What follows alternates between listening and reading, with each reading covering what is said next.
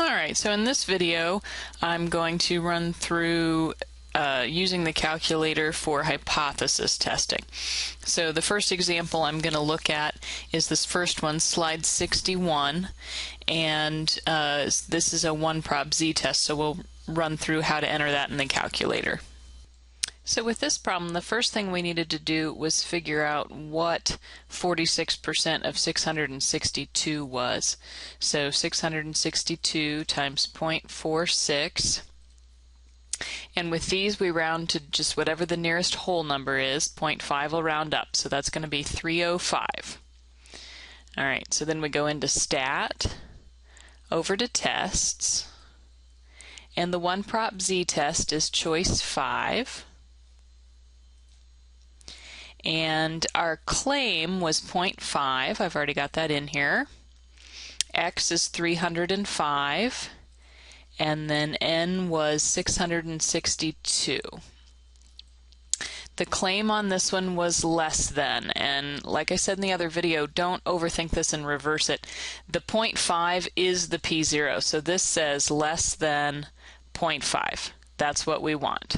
So I want that center one, and then I'll go down to Calculate and hit Enter.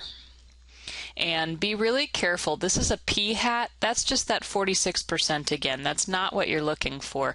We need the p. So this is your p-value right here, 0.0216. And so that's what you end up writing down as your p-value, and that's what you end up comparing to your significance level to make the rest of your decisions.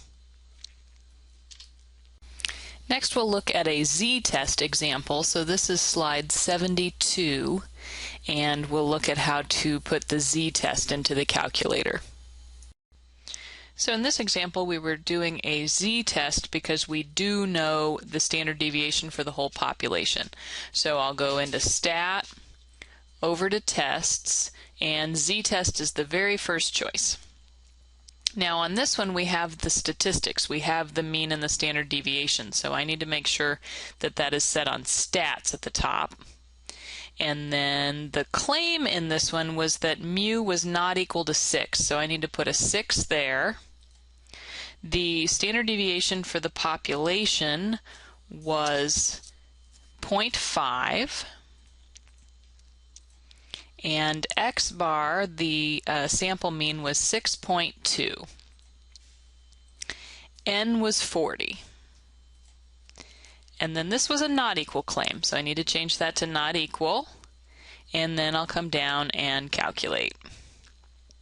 And so looking for the p-value, that's right here. P equals 0.0114. So 0.0114 is the p-value that you write down and compare to the significance level. And then I'm also going to do a couple of examples with a t-test. I'm going to do one with stats and then another one with data. So this example is slide 86, and it was a t-test with statistics. So first thing we need to do is get into the t-test. So Stat, over to Tests. This time we want number 2, t-test. And that's because we do not have a standard deviation for the whole population. We only have one for the sample. We're doing a stats one again because I do have a mean and a standard deviation. The claim in this example was that mu is less than 20, so I need to put a 20 there. The X bar is 19.1, that was the sample mean. The sample standard deviation was 9.1. N was 457. And then the alternative hypothesis was less than. So I'll go over to the middle and do the less than. So that says less than 20. That's what I want. Go down to Calculate. And here's my p-value right here, 0.0175. And then the last example I want to do is a t-test with data. So we'll actually walk through putting in the list of data.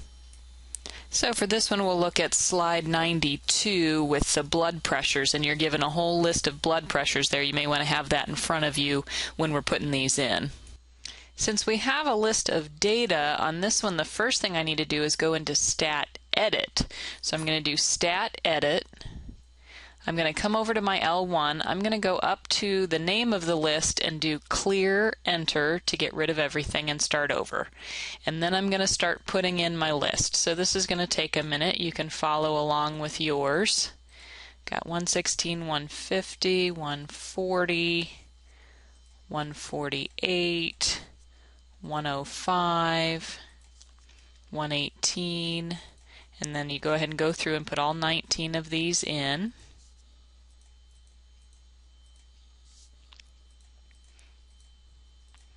Sort of make sure as you go that you're getting them typed in correctly.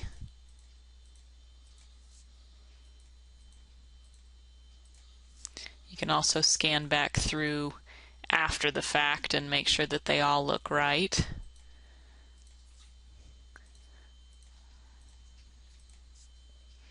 One way to do that is to just kind of glance and make sure they all have 3 digits except for that 1, 2-digit blood pressure. Alright, so there's all my data, and I think I got those in correctly. So now that I've got all of that in, I can go into my t-test. So stat, tests, pick my t-test, but this time I need to tell it that I'm using a list of data. So I'll go over to data and hit enter. And that gets rid of a lot of those options.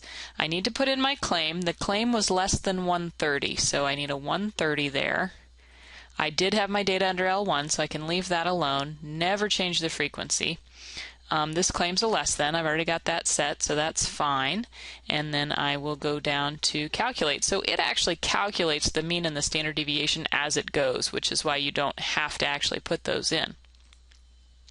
And so there it is. There's your mean and your standard deviation. You don't really need it in this case, but it did calculate it along the way. What you need is your p-value. So 0.0879 would be the p-value that you'd write down and compare to the significance level.